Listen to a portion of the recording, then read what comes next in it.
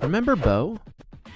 Its Kickstarter ran concurrently with Nine Souls, and both games gained a ton of interest from the Metroidvania and Hollow Knight communities, as well as the oh-so-ever-present clone controversy somehow making its way over to this game, which is honestly even more annoying than the Crowsworn one.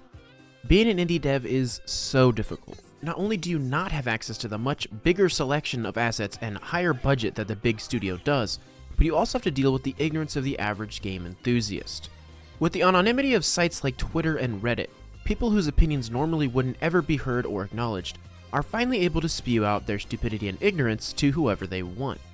For indie devs who might not get the most traction per post, this generally means that people will call your game a cheap knockoff, a clone, too simple, too silly, or one of my least favorites, too ugly. We all know that guy, that person who judges a game solely on whether or not the graphics are cutting edge and as realistic as possible.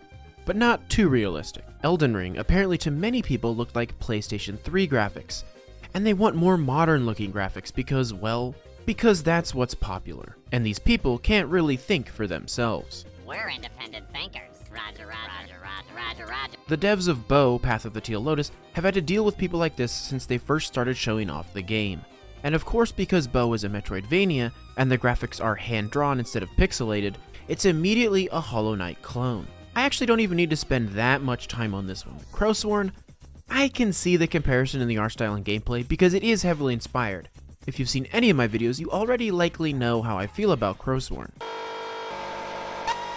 But for Bo, I really just don't see it. Like, yes, it is a Metroidvania, but how on earth is the art style similar? Bo has a very Eastern, Okami-ish inspired art style, with bright colors and big character sprites.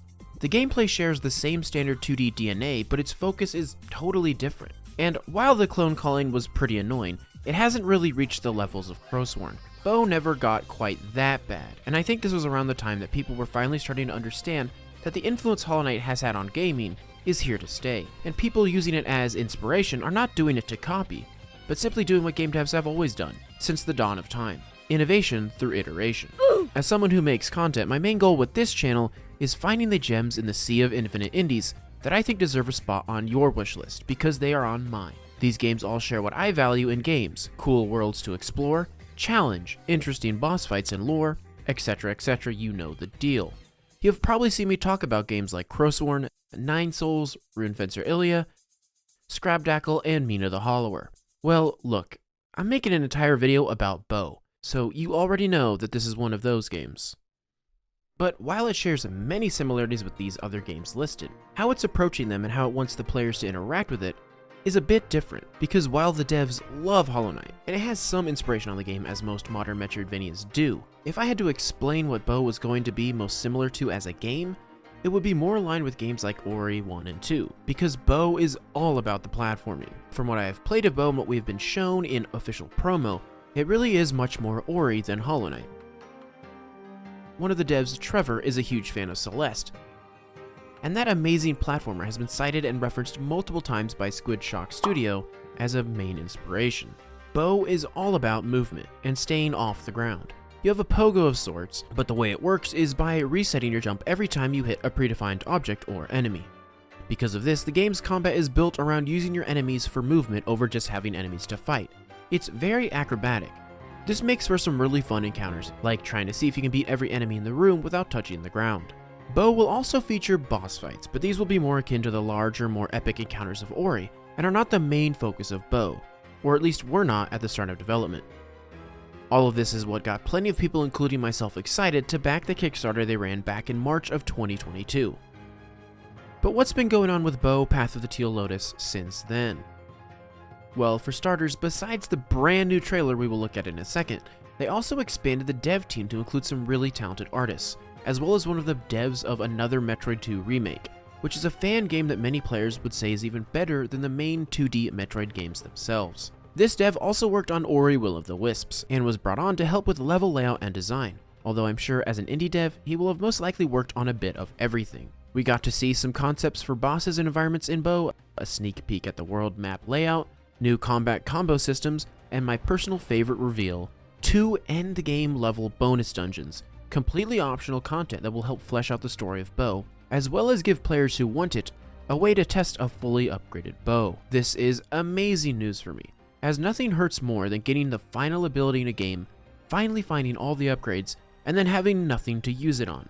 Some people just want a game to end, but for me, if the gameplay loop is strong enough, having a reason to actually collect everything is a huge plus, and it seems Bow will be doing just that. We also got the new trailer, including an incredible animated cinematic made by Marlin Animates. This cinematic is basically a setup for the story in Bow, introducing how this Tentai Hana enters the world of the game. While so far we only have vague bits of information surrounding the lore of the game, the basics are the player character Bow has arrived to partake in a mysterious ancient ritual. Deeply based in Japanese folklore, you will be sure to run across all sorts of different NPCs and yokai that help push the aesthetic of the game to the next level. The new gameplay is a mix of remastered old footage and glimpses at new gameplay and content. We got good looks at some of the bosses in Bow, including some more refined footage of this water-based goddess fight. We also see this Spider Lady boss. While Bow has cited Demon Slayer as a main inspiration for the game, from what I have played I only caught very small references and Easter eggs until this trailer. But this Spider Lady has got some serious Demon Slayer DNA. We also got a glimpse at a many-armed figure floating in front of the moon. Not only is this fantastic imagery, but it has some serious main bad guy energy. So I wouldn't be surprised if this is like a cutscene earlier in the game to help establish the main villain. We also saw some brief footage of the Kabuto Yokozuna boss, who I was actually able to fight in a very early demo. Great fight, and it certainly helps show off the very airborne and acrobatic feeling combat of Bow. There were some great shots of Sakura City, which will serve as the main hub of the game, and it's funny that the intro cinematic started with the cute Kodama, who will serve as a collectible in the game, because in the really fast ending montage of the trailer, we catch a glimpse of the NPC who will most likely serve as the reward giver for our Kodama collecting. The new trailer was brief, but very well made and has gotten me even more excited for the eventual release of the game. Speaking of release, when can we actually expect Bow to hit the shelves? Well, progress-wise, the Bow team have finished the base layer of Bow, and are steadily working on the critical path content. After this, they still have to fully finish creating the 2 bonus dungeons and other side content, as well as the usual bug fixing. In the most recent update to the Kickstarter, we got some very exciting news. Squidshock Studios has gotten a publisher in Humble Games. This is huge news as it means more money and resources to help with porting the game to various consoles like the Switch, but it also gives them more time to polish and add extra bits and pieces. The devs have slated the release window as early 2024, which kind of lines up with the workload they have stated is left. If you have any interest in Bow at all, then this is where I come in and tell you that even though the Kickstarter is long over, you can still really help support this game. And it's very simple and won't cost any money. Just type in, what you need to do is wishlist Bow on Steam. Even if you don't play on PC, even if you are a Switch person, wishlisting an indie game is huge. AAA games don't need it as much. They will always show up near the top of Steam's algorithm because so many people are going to play them and they have the marketing power to make it happen. Indie games do not have this, so every single wishlist helps push it higher up the algorithm chain of Steam to make it more visible to more people. So please, wishlist indie games. It's a single button press, but it does so much. Kind of like how liking and subscribing helps grow a YouTube channel. I am beyond excited for this game to release. It's got a great art style, interesting gameplay, and from the lore snippets we have gotten, I think this will really satisfy on that department. The lineup of indie games I am beyond excited for is growing every day. Did you guys play that Ant and Blast demo? I love how wacky and Wario-like it is.